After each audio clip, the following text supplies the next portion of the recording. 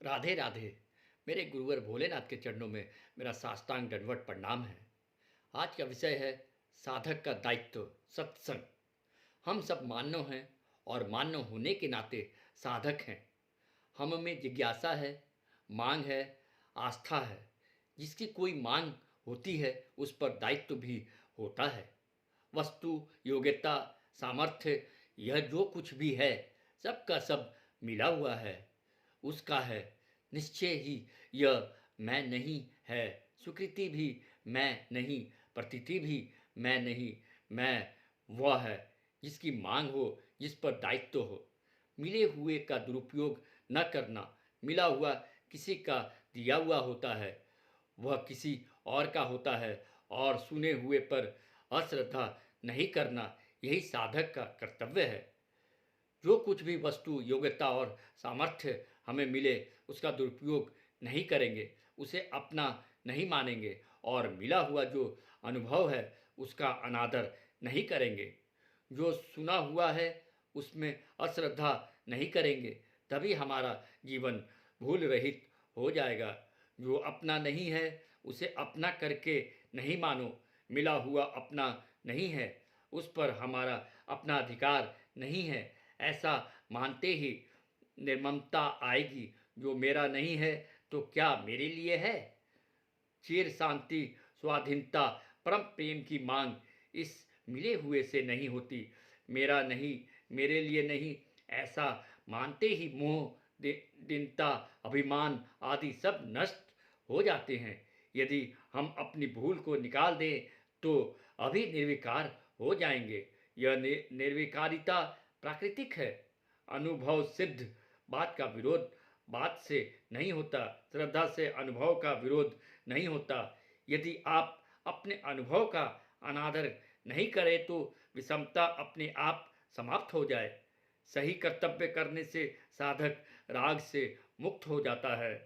स्वीकृति के अनुरूप जीवन होने पर स्वीकृति नहीं रहती। सत्संग मानव जीवन का दायित्व है। सत्संग से साधन की अभिव्यक्ति होती है और तभी साधन और जीवन की एकता होती है। जीवन में साधन और असाधन की द्वंद्वात्मक स्थिति रहती है और जब तक यह द्वंद्वात्मक स्थिति रहती है तब तक मैं की अनुभूति होती है।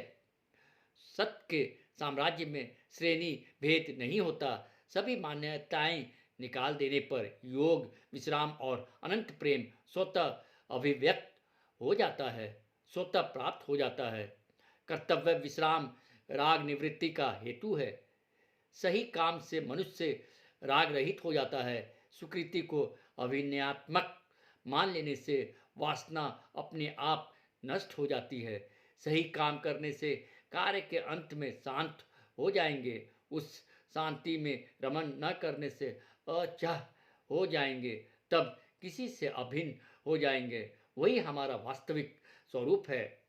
दासता से रहित और प्रेम से युक्त होने पर तुमने स्वाधीनता को प्राप्त कर लिया। वह परम प्रियतम अभिलाषी है मानव का। यही मानव की महिमा है। सत्संग से योग, बोध, प्रेम की प्राप्ति होती है। सत्संग का अर्थ है जाने हुए असत का त्याग और सत्य की स्वीकृति। सत्य माने सदैव रहना। जो सदैव है वह अब भी है। सत्संग का अर्थ सत्य चर्चा या सत्य चिंतन नहीं है। सत्संग का अर्थ है मौजूद का संग। सत्संग के लिए श्रम अपेक्षित नहीं है। श्रम रहित सत्संग से ही किए हुए भोग हुए का चिंतन उत्पन्न होगा। उस चिंतन से भयभीत होने की आवश्यकता नहीं। सत्संग का अर्थ है मिले हुए को अपना नहीं मानना, अपने लिए नहीं मानना और उसका दुरुपयोग नहीं करना।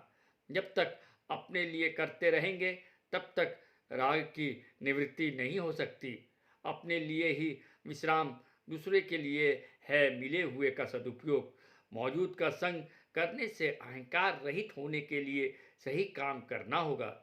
सही काम करने के लिए पहले अपने को सही करना पड़ेगा। सही करने का अर्थ है अपने को बुरा नहीं समझूंगा, बुराई के साथ अपने को मिलाऊंगा नहीं। मैं साधक हूँ, सत्संग मेरा दायित्व है। बोध, योग और प्रेम मेरी मांग है। साधक होने के नाते हम जन्मजात सिद्धि के अधिकारी हैं। भाव शक्ति, विवेक शक्ति और क्रिया शक्ति का सामंजस्य होने पर ही मानव की महिमा व्यक्त होती है। जय श्री राधे श्याम।